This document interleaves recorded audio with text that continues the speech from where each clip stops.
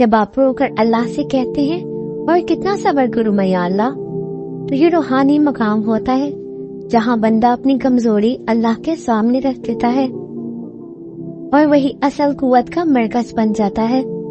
کبھی کبھی ہم اللہ سے کہتے ہیں میں سب کچھ سہ رہا ہوں، پر اب بس اور نہیں ہوتا، اور ایسے لمحوں میں شیطان ہمارے کان میں کہتا ہے کیا فائدہ ہوا تمہارا اتنا صبر کرنے کا۔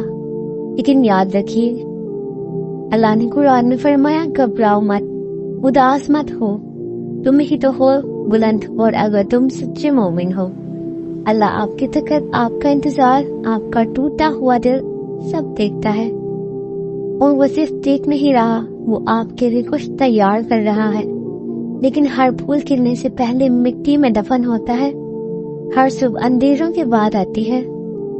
جب دعاؤں کا جواب نہ ملے، کبھی کبھی لگتا ہے میں رو رہا ہوں، دعائیں کر رہا ہوں، لیکن خاموشی ہی نہیں مل رہی۔ لیکن اللہ کی خاموشی کا مطلب نفرت نہیں ہوتا، اس کا مطلب ہوتا ہے شاید وقت صحیح نہیں، شاید آپ کے لیے کچھ بہترین لکھا گیا ہے، شاید اللہ آپ کے صبر کا مقام بلند کر رہا ہے۔ رسول اللہ صلی اللہ علیہ وآلہ وسلم نے فرمایا، اللہ کے نزدیک سب سے عظیم انعام اس شخص کے لیے ہے جو مصیبت میں صبر کرے، جب آنسوں میں خدا نظر آئے۔ اگر آپ راتوں کو جاگ کر روئے ہیں تو سمجھ لیجئے آپ اللہ کے بہت قریب ہو گئے ہیں۔ اللہ قرآن میں فرماتا ہے، اور اگر میرے بندے تم سے میرے بارے میں پوچھیں تو کہہ تم میں قریب ہوں۔ آپ کا صبر، آپ کی تکلیف، آپ کی درد بھری دعائیں، یہ سب اللہ کے پاس جمع ہو رہی ہیں۔ اللہ کسی کی محنت ضائع نہیں کرتا۔ اِنَّ مَعَ الْعُسْرِ یُسْرًا، بے شک ہر مشکل کے ساتھ آسانی ہے۔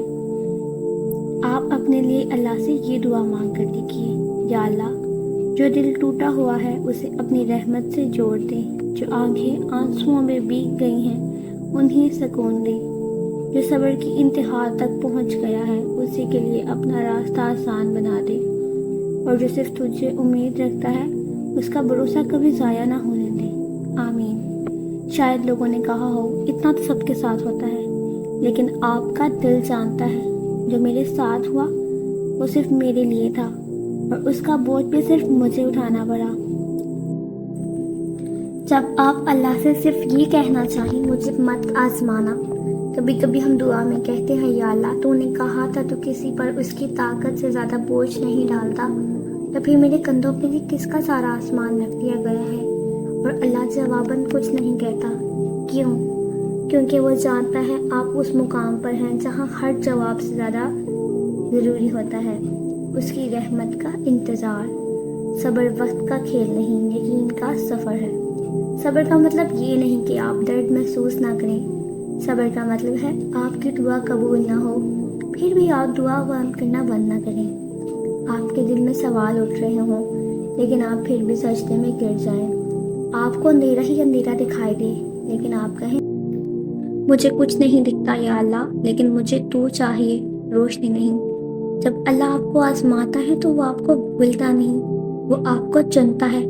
آپ کا ٹوٹا دل، آپ کا صبر، آپ کے آنسو، یہ سب اللہ کی قسم ضائع نہیں جاتے۔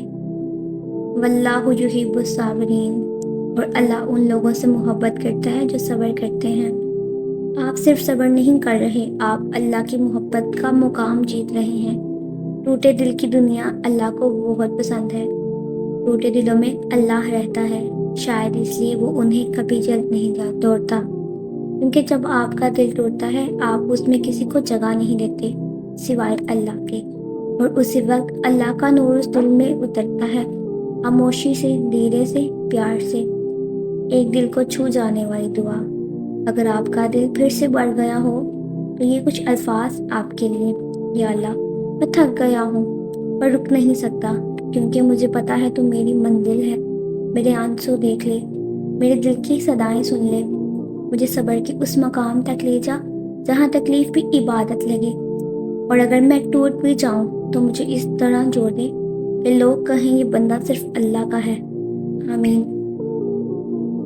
اگر میری اس ویڈیو سے آپ کو تھوڑی سی بھی ہمت ملی اور تھوڑا سا بھی حوصلہ ملا تو میرے چینل کو سبسکرائب کیجیے اور ویڈیو کو شیئر کیجیے۔